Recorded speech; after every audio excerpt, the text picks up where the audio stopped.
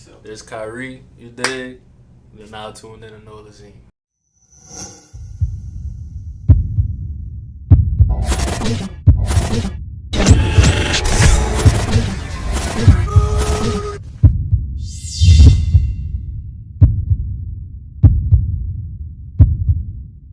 There you go. Now, tell the world where you from.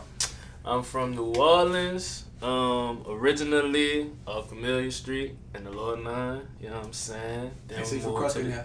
basically, you know what I'm saying?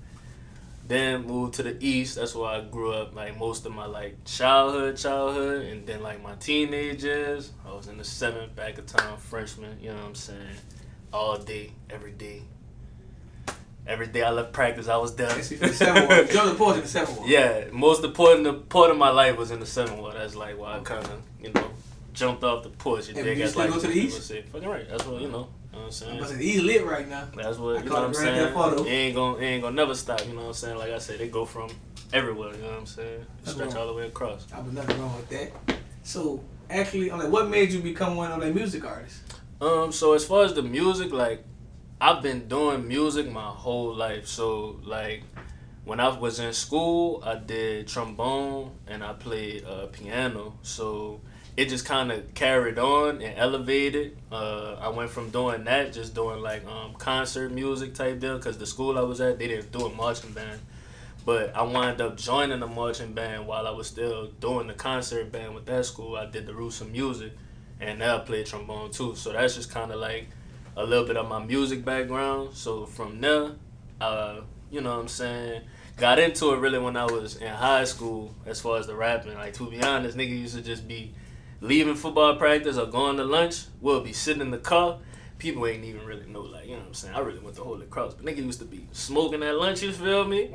And freestyling. Like, I'm at school, we getting blitzed. Like, I'm talking about we hitting dabs in the car. At Holy Cross? At Holy Cross. It wasn't Holy Cross an all-boys school? It was all boys school. That's why I went. And so how was it like going to all-boys school? Now, I tell people, like, if I heard stories of the guys saying all because girls used to be like, used to pull up to this school after, but I don't know about the other boys' school. So what happened? I ain't gonna lie, like, you know what I'm saying, and there's no disrespect to other boys' school. Like, it's all respectful, but Holy Cross was really lit. Lit? You know what I'm saying, like. They had, your few little his and that, but Holy Cross really was it. Like, if you know, you know. You know what I'm saying?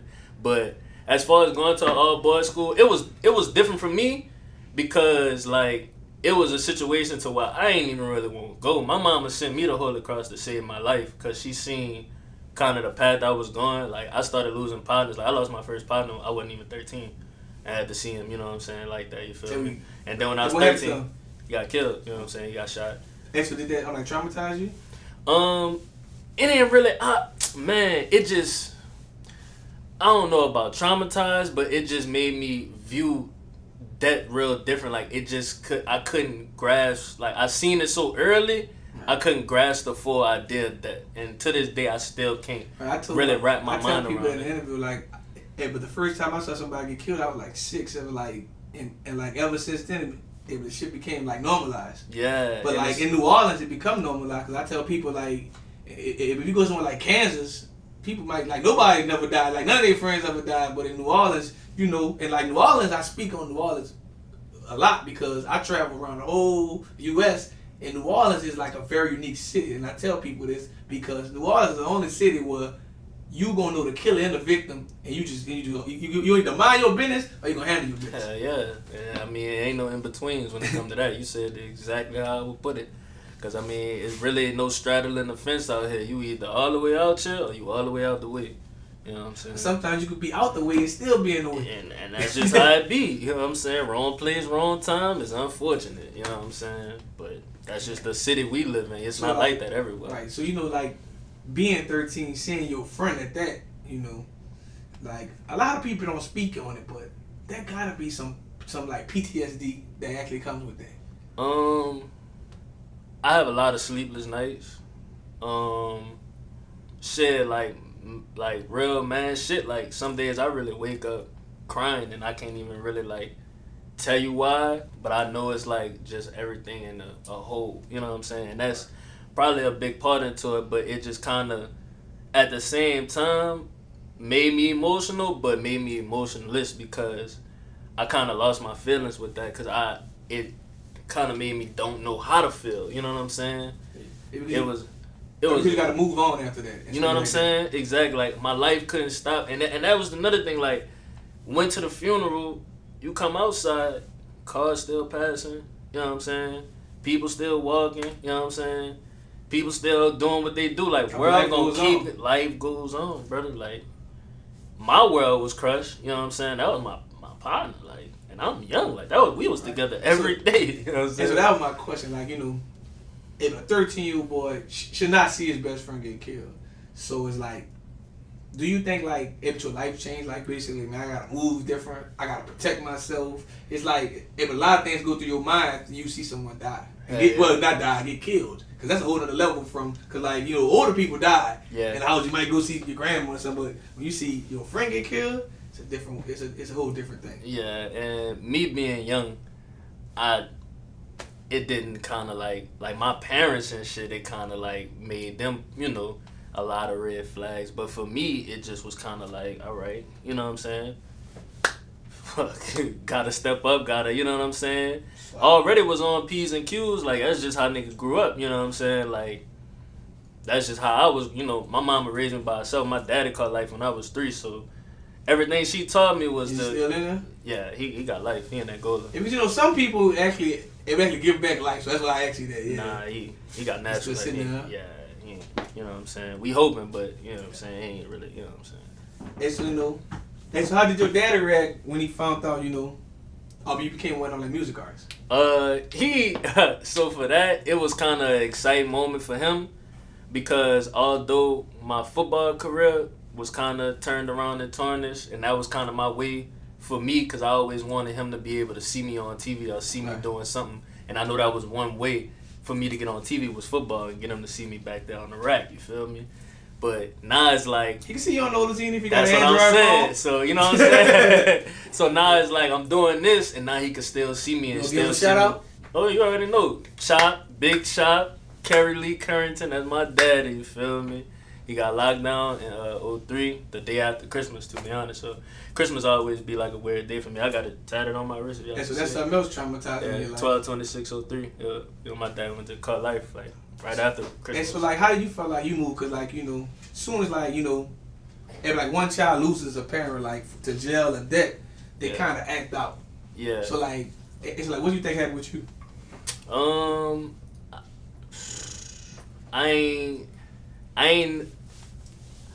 I tried my best. Like, I ain't gonna lie, like, cause one, I ain't won't end up like my dad, but at the same time, I know I had a lot of people to put on my back. Like, you know what I'm saying? Like, I grew up in a house, like, with all my, like, people. It was me, my grandma, my uncle, my mama, and my auntie, and my grandpa. We in one house, you know what I'm saying? So, like, I just felt that big responsibility of, like, putting everything together and trying to take my family, you know, because places. Because that's heartbreaking. Like, I ain't gonna lie to you. Like, I got a lot of cousins that caught, you know, life, all kinds of things. So, but I never experienced like a parent. Like, so like, were you actually? I'm like in the court when when the people told them that. Nah. But so my memory of like the day after Christmas type shit. Me and my mama was sitting in the car. Because the day he had already got found guilty the day before Christmas. Had Christmas, they had a break. On the 26th, they called to tell us he got sentenced. But my mama had pulled me out the house, and we was sitting in the car. When they called, we in front of the house in the Agra, and we just listening. And they was like, you know, they sentenced your daddy to life, natural life, and no probation or nothing. She threw the phone, started bawling, crying, and I just remember, like, I ain't really, like, I knew what was going on, but I still didn't really, like, fully grasp it. I just knew my mama was crying, and I started crying, and it, you know what I'm saying? And after just growing up, that's when you start really feeling that void. Like I said, my dad went to jail when I was 3, you know what I'm saying? So I was young, but I was, like, still... You didn't really know. Yeah, you feel me? But as I'm growing up, I understand, and seeing how different other kids growing up and Nigga, they daddy come and pick them up from school, and nigga, it's my mama, or really, my mama was working. Like, that was another thing. Like, my grandma really raised me a lot of my life, because my mama had to, bust her ass. Yeah, she worked way in Baton Rouge, so I had to stay down here. I had to stay down here with my grandma to go to school and shit like that, you feel me? So, like, seeing that growing up, I'm like, without your father, did you ever think, like, when you got older, like, man, I can't move a certain way, just in case I have a child, because I don't want to have that same mistake? And that's been the biggest thing. Like, I watched a lot of my partners having kids young. Like, I'm only 23, you know what I'm saying? And a lot of my partners and already started having kids 18, 19. But that's the thing, like, I know whatever life I'm living, if it's not the life I'm comfortable living and I can move comfortable every day, ain't got to worry about it, I'm not bringing no kid in this world, bro. Oh, so you're not going raw? Hey, I ain't gonna lie. You know what I'm saying? You know what I'm saying? If you interview Kevin, can I please you stop having a child if you don't stop going raw? All right, now that's a good question. Pull out.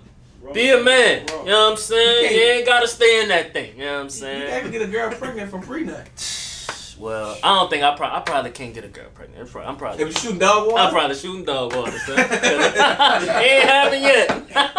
Get up with your boy, Kyrie. Get up with your boy.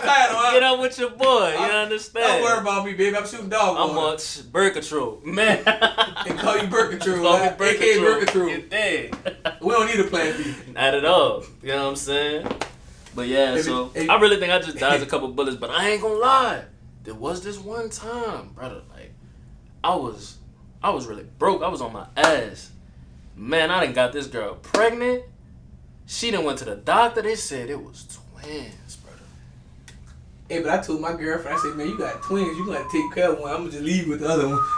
Boy, I was scared. 2 and 2 minutes. At the same time? Scared. I'm like, boy, twins? At the same time, it's different. Bitch, I was just like, what, 19? I think I was like 19. Bitch, I was, what? I just got out of jail, all type of shit. I'm like, what? You just turned 19. I was like, no. But then, like, for a couple months passed, God, you know what I'm saying? She had a little miscarriage, unfortunately. You know what I'm saying? So, like, looking back at that, situation, are you like sad, or you like, man, like, I wasn't ready, or, how you feel about that whole situation? Honestly, it was a little heartbreaking because I don't, you don't wish death on nobody, you know what I'm saying? And I ain't really want for her to, because that was probably a real traumatic situation for her to go through. Like, I wasn't physically dealt with her when she was going through the actual miscarriage. So I'm pretty sure, it wasn't that easy on her, you know what I'm saying? But at the same time, I am thankful for God, and I know He sent signs, or, I kind of dodged the bullet and had to move a lot better than I was doing, you know what I'm saying? Because I know I wasn't ready, bro. Like, my life would have been, we probably wouldn't be sitting and having that interview right now if that would have happened. If you be sitting on Section 8 with her. You feel me? I'm Joseph, man. He said you be sitting on Section 8 with her. Running through somebody back doing something. I need them Pampers. But I talked about that with somebody. I said, man, it's like everybody thinking New Orleans like these dudes. I don't believe everybody like that. I think that a lot of people going around doing crazy shit because they broke. Yeah. Like a lot of women put pressure on these young boys. Yeah. Like they trying to move in with these girls. But they laid up with this girl for 30 days. When the first come, now she looking at you. And you ain't she ain't see you make no jugs or no kind of action. And she still gonna ask you. She gonna ask you for like, man, what that 1,500 at? You ain't got nothing you on ain't got it. So now this one day you about to go try to jack somebody and bust a move. And that could either cost you your life, jail time, because robbery is 99. Or it could be a lot of things could go wrong. A lot of things. Anything could go wrong. You know what I'm saying? And I think a lot of things that happen down here too as well because of the pills. Everybody on pills, everybody on some fake type of synthetic drug, and they just trying shit. Like, you gotta think about it. Like, we gotta talk about it. Jason just gonna have to deal with this one. Go ahead. Somebody robbed our DA. Like, that never happened nowhere else. Should I have the same move? Somebody robbed the DA and his mama. And what? And like, people wonder why the feds down here right now. And they wonder why the money all sold up. They wonder why there's only a few niggas out here making money because y'all got it hot. It's hot. I wish I could interview dude like basically when you upped on DA, like you ain't think like, man, I'm about to put that bitch back up right quick. Like you gotta like you can't tell me you never saw Jason Williams' face. Like you never watched the news, like ever. Like and everybody knows Jason Williams. Son, somebody took that, man. I don't know, but it feel like somebody took that far. I know that little kid ain't go out there by himself, son. You can't tell me, son. Well, you know everybody got to come up with something. You know you feel me? And you want to roll with it. You gonna? I'm pretty sure Jason gonna fully like. That's the person who prosecuted you. They didn't hit him with what $125,000 bond on a robbery. That damn near murder charge bond on a robbery. The crazy part is imagine you gotta face the person that who you did something to as the DA. That's like unheard of. Only in New Orleans, bro. I just pray. It's different. I just pray to look at dude like he young and he maybe might give him a second chance, but I don't know. I don't think so, bro. I mean, I hope so. I really do, because I hate to see young black lives get thrown away. I think Louisiana State should like turn it to the feds, like not be the feds, but like give the people second chances, like not second chances, like give them like a level of like maximum security as they show, bro. Like you know what we need? Right. We need real rehabilitation and real mental health treatment. Right. Our people out here are suffering, bro. Right. I think mental health is real, but the biggest thing is these kids ain't like they're not trying to hear you if you ain't put no money in their pocket. So I think we need real trades that fits them. Nobody want to be no damn plumber. Nobody wants to like these kids want to be fashion designers, rappers, producers, build some studios for free. Give them like stuff they want. Put some sewing machines. And another thing is when people from New Orleans, and I hope, you know what I'm saying, when I get that I don't fall into this category, but it is a lot of people that blow up out in New Orleans and take all that money from New Orleans and go put it in all these other states that they not from and all these other kids that they not from, and we need it here. It sounds good, but when you got money, it's very, I know. That's what I said. To stay here. And that's why I said I hope I don't fall into that category. At least give back. Like everybody always say currency. For sure. Or one-on-one. Currency. Currency just did an interview. He's like, man, Currency thinking about moving up. So when Currency moves, it's like, what's gonna happen? Currency different though, shit, bro. I'm thinking about moving. I'm like, shit. And I don't even live around niggas, and I'm thinking about moving. Right. It's just, you still gonna be in the same street, you still got the same gas station. You still, like, when you in the city, you still gotta move the same. So, like, you can still be touched. Yeah, for like, sure. No one's untouchable. Like, I seen the killer of the killer get killed. Like, it's no one, like, you don't know who I believe everybody killer out here. You don't know who is who. Like, yeah, for sure. Like, you can't take nobody for granted. You can't look at them like this shit sweet. Nothing sweet. At all, man. Cause you don't know. That could be your last sweet day. For real. Well, how did you come up with your rap name? I just took it. So honestly, I went through a whole list of names, bro. Like if you and know, what's the first one you came with? The first one I had was, I think it was Lone, like Lone, and then I changed it to like Relone, and then was you just feeling long?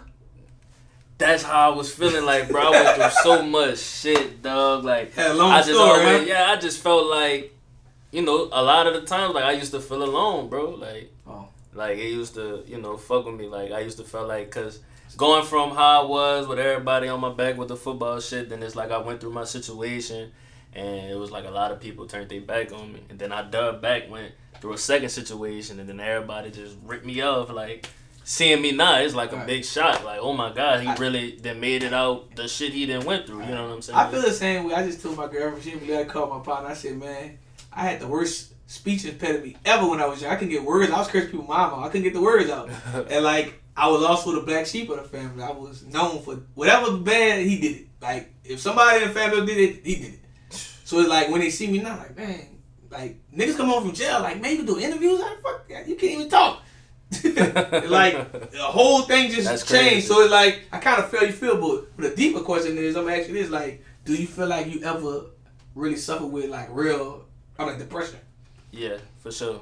I wouldn't say I'm 100% depressed, but I definitely suffer with mild form of depression. Like, it's some days I get up and just feel heavy, like a big weight on my back. Some days I wake up and I don't. Some days I get up and I get after it. But it just all stems from, a long line of trauma and just bullshit and shit I had to go through and overcome. But at the same time, that depression and all the shit I went through, it, it helped me get to where I'm at. Like, it really brought me to where I'm in a different position at a way younger age, because it's a lot of bullshit that matured me younger than a lot of people, you know what I'm saying? It kind of fucking brought me to the pot of gold at the end of the rainbow, which I always just kind of kept that faith as I was going through what I was going through, just leaning on God and actually having a strong support system like my brothers and my mom and my grandma and shit like that to just kind of lean on, because, you know what I'm saying, that was like my first sign that I ain't really even had no friends out here, bro, because it was like, you know what I'm saying, I got some real close friends, and they still here to this day, but like everybody that was claiming to be my friend and be down for me, you know what I'm saying, I watched a lot of people turn around, women and all, you know what I'm saying. That's crazy. Like, and I'm kind of happy if I had one of bad, like speech impediment when I was young. Cause people used to tease me so much, now I don't really give a fuck who fuck with me. I don't give a fuck, like, so people are like, oh well, fuck, I don't care, like, nigga tease me, for real. So I just tease people too, so I I think that kind of builds something in you. Yeah. Like, even depression, like, I used to feel the way like it's crazy, cause like my daddy, as soon as my mama left him, if he actually stopped talking to me, but he still took care of my brother. Wow. But I'm named after him. That's the greatest part. Wow. So it's like all the shit that like people supposed to be depressed about. Yeah. I didn't care because I had way bigger issue with the stuttering problem. So I didn't give a fuck about nothing else. The other shit, right? So it's like it's crazy. So it's like everybody cope with shit different. Yeah, for sure. So yeah, but I'm glad because like I ain't gonna lie, about my past 5 interviews, man. Like I realized a lot of people in New Orleans really suffer from like depression and mental health. Yeah, for sure. Like they had an ex-football player play for the Saints. That man said he wanted to kill himself 3 times. Devin, I know. Yeah. I seen that. that. So it's like you don't never know what people be going through and what they thinking. Yeah. Like you don't even know what goes on in the household. Like some kids are really getting beat by their parents. Yeah. Some kids don't have no food to eat. It's different. That's why I give everybody the same respect. Like, it don't matter from you to you. You could be dirty with it. I'm still going to give you the same respect. I'm still going to treat you the same way, because you don't know who nobody is, bro. Facts. You'll never be able to call it. Not off the look.